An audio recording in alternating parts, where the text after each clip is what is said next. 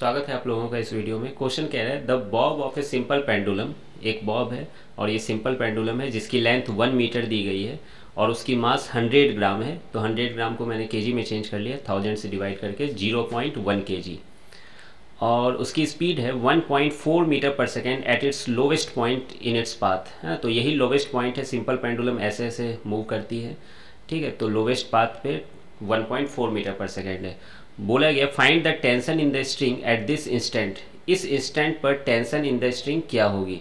तो देखिए मैं यहीं पर एफबीडी बना रहा हूँ। ऊपर टेंशन लग रही होगी और नीचे एमजी लग रही होगी, ठीक है। तो ये फोर्स हो गया, टेंशन और एमजी। उसके बाद क्या होगा, इसकी चूंकि ये सर्कुलर है ना, आर्क में घूम रहा है, तो एक सेंटीपिटल एक्सीलरेशन वो तो मस्ट है, वो लगती ही रहेगी। किधर लगेगी, ऊपर के डायरेक्शन में सेंटर की तरफ लगेगी ये सेंटीपिटल एक्सीलरेशन। और इस सेंटीपिटल एक्सीलरेशन की वैल्यू होती है v²/r। यहाँ r की जगह l लिख रहा हूँ मैं। तो net force equal to mass into centripetal acceleration होगा, है ना। सेंटर के डायरेक्शन में फोर्स लिख रहा हूँ, तो एक्सीलरेशन ऊपर है तो ऊपर का फोर्स को मैं पॉजिटिव लूँगा। t minus mg equal to mass into acceleration. Acceleration की वैल्यू v²/l। तो t की वैल्यू कितनी आ गई, mg प्लस mv²/l।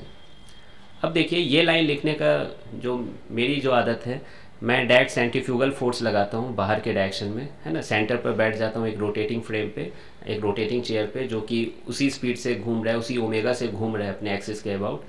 तो सेंट्रीफ्यूगल फोर्स लगाने का सौभाग्य मिलता है वो बाहर के डायरेक्शन में, और वो कितना हो जाता है, m⍵²r होता है, यानी mv²/l।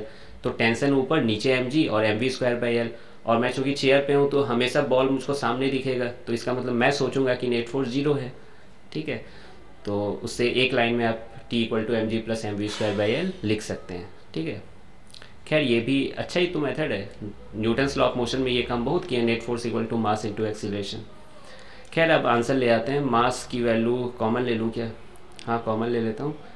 0.1 कॉमन ले लेता हूँ। मास की वैल्यू, जी की वैल्यू 9.8 ले लेते हैं। v² यानी 1.4 का स्क्वायर और लेंथ की वैल्यू 1 मीटर है। तो अब इसे सॉल्व कर लीजिए।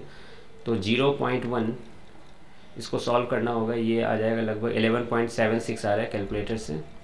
तो ये लगभग है ना 1.176 आ गया, लगभग 1.2 न्यूटन के अप्रॉक्स आ रहा है आंसर। तो मिलते हैं फिर नेक्स्ट वीडियो में।